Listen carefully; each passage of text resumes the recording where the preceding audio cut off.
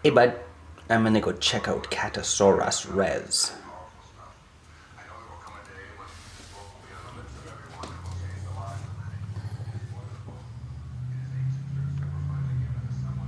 It's pretty big. I think it's around 5.5 feet by about 3. Anyway, I don't know the exact measurements. But what you're looking at is my first year painting class UBCO final project. It's called Catosaurousrez. The inspiration came from my cat that I had when I was 14 years old, which I found his skeleton underneath my farmhouse about 4 months ago. Kind of startled me. It's an oil-based painting with an epoxy coating and on top of 3/4-inch birch plywood framed in recycled oak orchard ladders from the Naramata bench. Each one of those pieces or bolts represent 12 inches. These would be the runs. Okay, so I guess that makes sense. So there's 1 foot, 2, 3, 4 and a bit, and 4. So it's about 4.5 or so. And that's oak. Left it in the weathered state. Left the bolts and fasteners here. Those of you guys who know a little bit about fasteners will know that that's a square nut, 5/16 anyway, and that they haven't made these type of ladders or these type of fasteners in probably 50-60 years. So it's about an 80-year-old ladder. This is a knotty pine, which has a natural stain type finish I put on there. These are the corners. You can see that this is the actual run pieces of metal. I did things a little bit different on this one. I put that in there. There's a lot of texture to this. Particularly like the paw prints here. I really like the gnarliness as well. And the texture. This top piece just worked out great. I was able to join that up there and match the spacing from that corner and that corner and that spacing there to that spacing there. Those things just happened kind of luckily without much thought. And that spacing there happens to be the same as there. And that spacing there is roughly almost identically the same spacing there. What else is kind of unique about this piece is you guys can see how there's a bit of a colorization there, and there's colorization difference there. It's almost smoother. You can almost feel it grows there a little bit because it wasn't weathered. That's because those were the sort of the buttresses, or the kind of look like those flying buttresses on those old European churches, but those were the buttresses that kept the ladder runs stable, besides the pole that was the third leg. Just so you have an idea, this is what the pole piece looks like. I did that on that photograph. And this rubbing over here is where the pole was rubbing, the third pole rubbing on one of the runs that went across. And there's a bit of rubbing there, which is the inside, which I flipped. And this is oak, this one's hemlock. This, I don't want to talk about that photograph, it's distracting. There's another one of those types of frames. And if you look out the window, there you can see what the ladders look like. I've been going through them, quite a few of them. That's a 42 G5 with 6 military truck which runs. Anyway, back to this work. I was going to leave these pieces without a bolt because this piece here is where the piece went on, so this was not covered by a fastener all these years.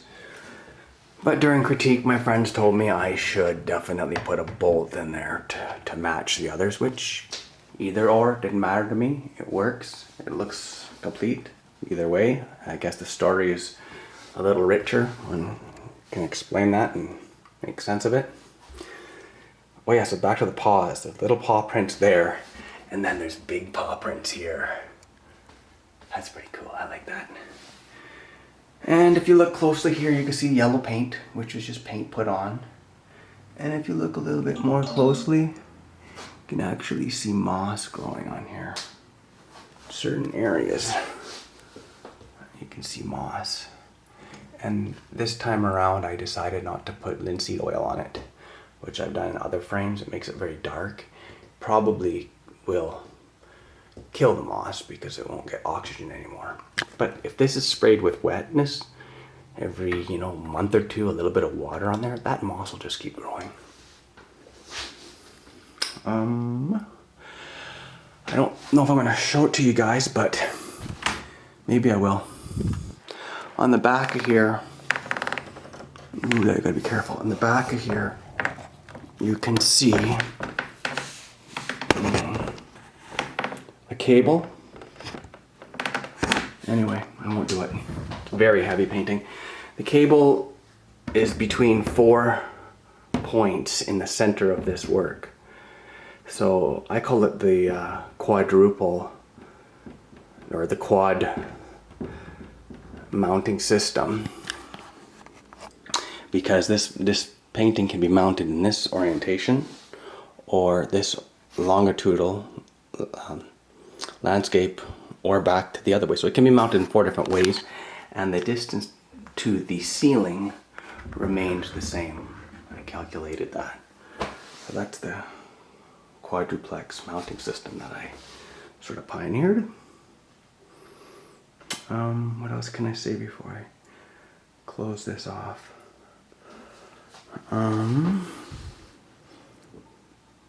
Oh yeah, the chair. I don't want to really say what I imagined and visually when I was putting that chair in, but I can show you the chair that the inspiration came from. And this is it right here.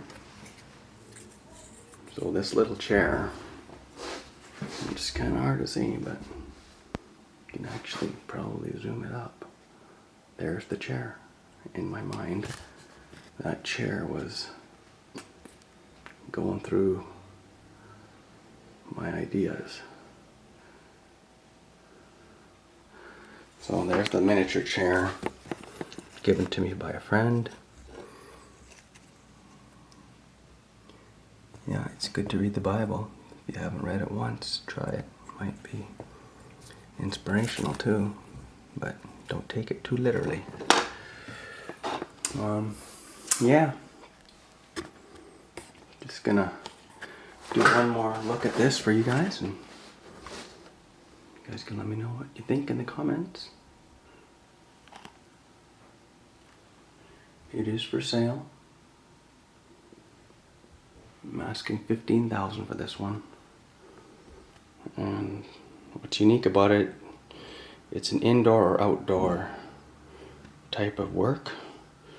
It has marine epoxy, which coating on it, which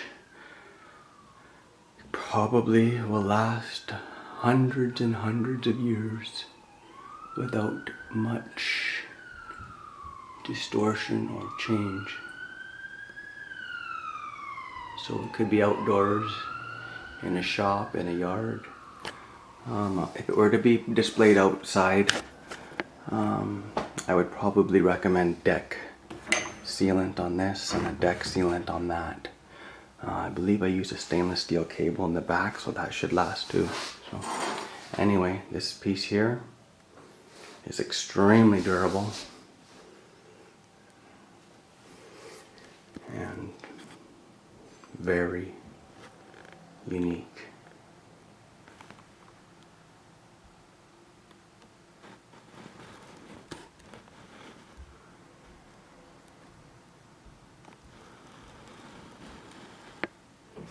Lastly, I'm going to show you the actual mummified cat. So here we go.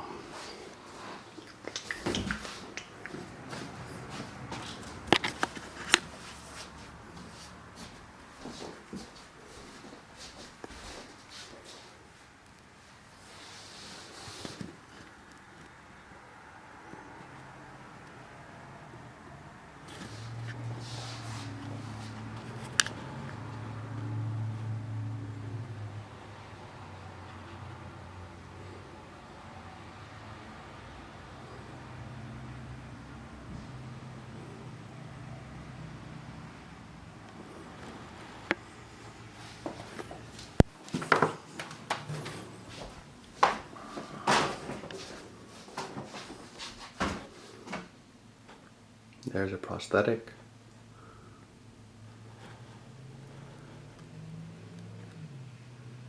There's steel.